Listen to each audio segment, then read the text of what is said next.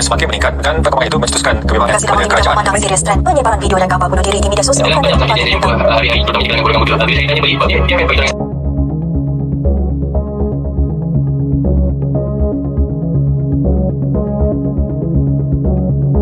Kes berkaitan isu masalah kesihatan mental yang berlaku akibat kemurungan pada 21 Mei 2019 yang lalu, kita dikejutkan dengan berita seorang remaja perempuan berusia 16 tahun membunuh diri dengan terjun dari bangunan 3 tingkat di Kuching, Sarawak.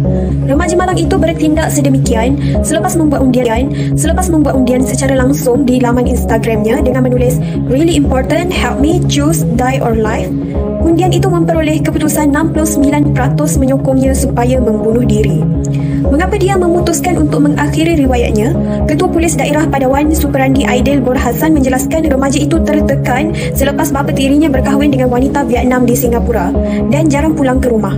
Kata kunci terhadap tindakan tersebut ialah dia tertekan dan ini adalah sebahagian daripada gejala depresi. Bukan semua isu mental sama dengan istilah gila. Masyarakat perlu faham asas gejala mental. Masalah kebimbangan melampau, anxiety, kemurungan, depression dan ketegangan jiwa, stres bukan istilah gila. Kajian Kesihatan Mental Kebangsaan 2017 sebelum ini membuktikan sekurang-kurangnya daripada 10 anak muda atau 10% daripada 5.5 juta belia di negara ini pernah terfikir untuk membunuh diri. Kajian sama turut menunjukkan 1 daripada 5 anak muda mengalami kemurungan, manakala 1 daripada 10 remaja berhadapan masalah tekanan perasaan. Statistik berkenaan membuktikan isu kesihatan mental di Malaysia, khususnya dalam kalangan anak muda, amat serius. Hai, Assalamualaikum dan salam sejahtera. Bersama saya wartawan anda pada hari ini, Nur Ashki binti Asy'ari. Penyakit mental adalah keadaan kesejahteraan yang melibatkan perubahan dalam pemikiran, emosi atau tingkah laku yang sering menyebabkan kesukaran untuk menampung tekanan biasa dan rutin kehidupan. Kesihatan mental ialah keadaan kesejahteraan di mana individu menyedari keupayaannya sendiri, dapat mengatasi tekanan normal kehidupan, dapat bekerja dengan produktif dan bermanfaat, serta mampu memberi sumbangan kepada komuniti. Faktor yang pertama ialah kemurungan. Kemurungan adalah penyakit biasa tetapi serius. Kemurungan juga biasanya mempengaruhi mood dan tingkah laku seseorang. Walaupun kondisi ini serius, namun penyakit ini boleh dirawat. Di dalam artikel ini, beliau telah menyatakan bahawa sebelum ini beliau mengalami tekanan dan kemurungan. Faktor atau punca utama yang kedua ialah masalah keluarga. Remaja tertekan selepas bapa tirinya berkahwin dengan wanita Vietnam di Singapura dan jarang pulang ke rumah, dan ia merupakan tekanan kepada beliau. Faktor atau punca utama permasalahan yang terakhir ialah pengaruh media sosial. Remaja bertindak sedemikian selepas membuat undian secara langsung di Instagram miliknya, iaitu D atau L, mati atau hidup.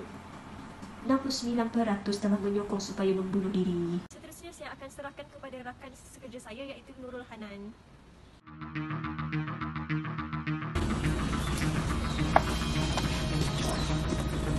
Assalamualaikum dan salam sejahtera. Terima kasih diucapkan kepada rakan sejabat saya, Nur Ashkin.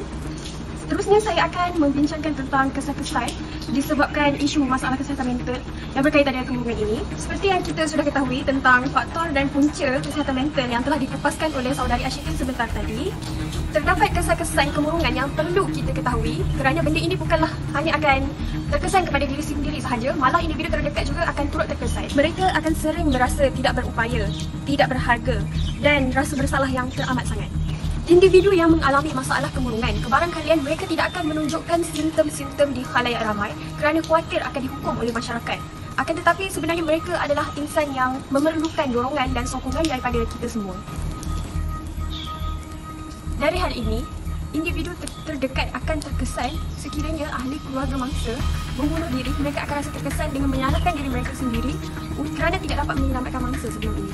Bagi kesan negatif pula, sekiranya berlaku isu kes bunuh diri ini, masalah yang akan terjadi adalah apabila terdapat mereka yang mengalami perkara yang sama iaitu kemurungan, juga akan terdorong untuk mengikuti mangsa yang sebelum ini untuk turut membunuh diri mereka juga.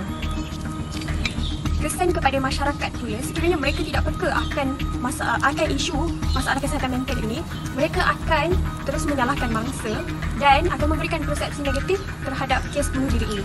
Dan bagi masyarakat yang memahami pula, mereka akan terus memberikan kesedaran dan peringatan tentang isu kemurungan yang berkaitan dengan masalah kesihatan mental ini. Bagi cadangan atau strategi mengatasi, kemurungan boleh dirawat walaupun kes yang paling teruk. Jika rawatan dimulakan dengan lebih awal, keberkesanan akan menjadi lebih baik. Anda perlu berjumpa dengan psikiatris untuk menjalani terapi perbincangan, iaitu psikoterapi, dan juga mengambil ubat-ubatan yang tertentu. Perlu ingat bahawa tiada individu yang mengalami kemurungan dengan cara yang sama, maka mencari rawatan terbaik untuk anda mungkin mengambil masa. Kerajaan juga perlu meningkatkan lagi tahap kesedaran mengenai masalah kesihatan mental terhadap masyarakat dengan sentiasa mengadakan program kesedaran kesihatan mental dan mewawarkan iklan dan berita berkenaan kesedaran tentang kesihatan mental ini.